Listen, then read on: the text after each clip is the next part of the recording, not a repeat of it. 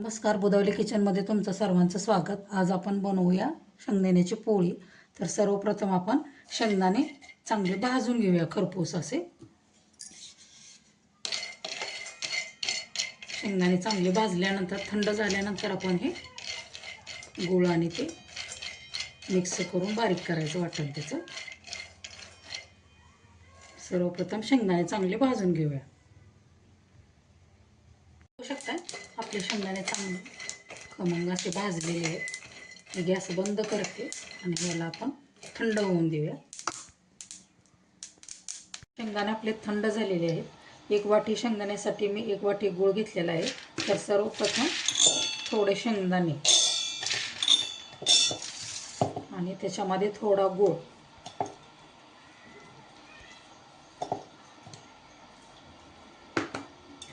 आणि हे वेलची मी त्याच्यामध्ये मिक्स करून मिक्सरला ह्याचं वाटण करून घेते. तुम्ही बघू शकता आपण गूळ आणि शेंगदाणे बारीक वाटण करून घेतलेलं आहे. अशा प्रकारे मी सर्व शेंगदाणे बारीक करून घेते.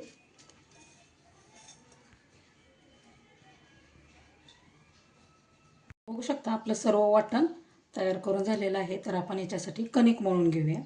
2 वाटी मी गव्हाचं पीठ घेतलेलं आहे.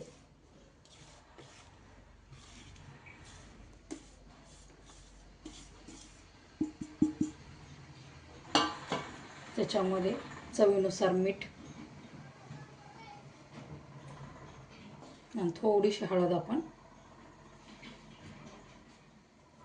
त्याच्यात टाकूया आणि थोडं थोडं पाणी करून आपण कणिक चांगली मळून घ्यायची.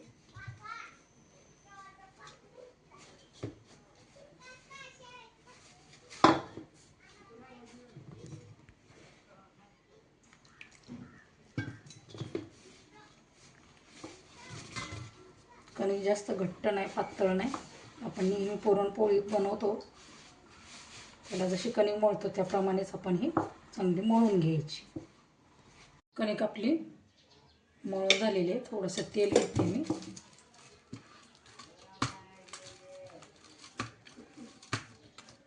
तेल चांगलं त्याला लावून घेऊया आणि 10 मिनिटासाठी आपण असंच ठेवून देऊया. 10 मिनिटानंतर आपण याची पोळी बनवूया. कणिक चांगली आपली भिजलेली आहे. तर याचा मी छोटासा गोळा काढून घेते. सेम आपण पुरणपोळी करतो त्याप्रमाणेच करायचं.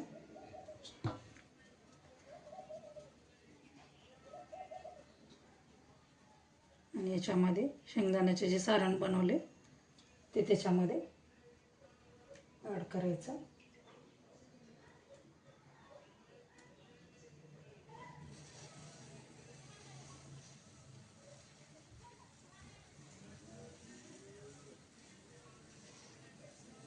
आणि याचा गोळा चांगला उंडा बनवून घ्यायचा.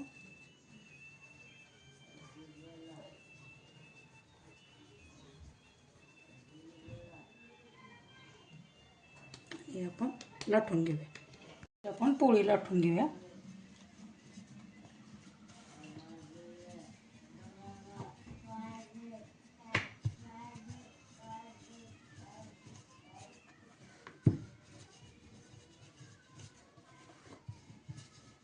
अपदारीच लाटायचे जेणेकरून शेंगदाणे व आतमध्ये जे सारण भरलेलं आहे ते बाहेर नाही आलं पाहिजे. जास्त पातळ नाही बनवायचे. पोळी लाटून झालेली आहे. तवा पण गरम झालेला आहे. मी याच्यासाठी तूप घेतलेलं आहे. आपण ही पोळी चांगली भाजून घेऊया.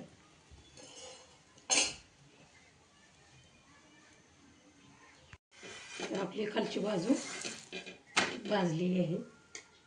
तर आपण तूप याला लावूया आणि चांगली भाजून घेऊया.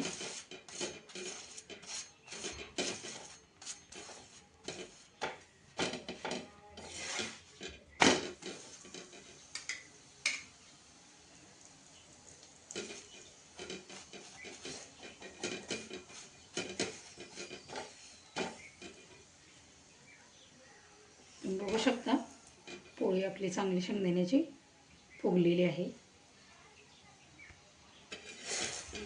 दोन्ही बाजूनी सुद्धा मी चांगली याला खमंग अशी भाजून घेते. दोन्ही बाजूंना आपली पोळी भाजलेली आहे, तर एका डिशमध्ये मी काढून घेते. अशा प्रकारे मी सर्व पोळी बनवून घेते.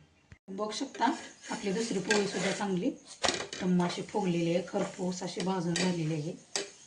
मी हे एका डिशमध्ये काढून घेते. एका डिशमध्ये आपण हे काढून घेऊया. अशा प्रकारे मी सर्व पोळ्या करून घेते. तुम्ही बघू शकता आपली शेंगदाण्याची पोळी तयार झालेली आहे. तुम्ही हे प्रवासाला सुद्धा नेऊ शकता.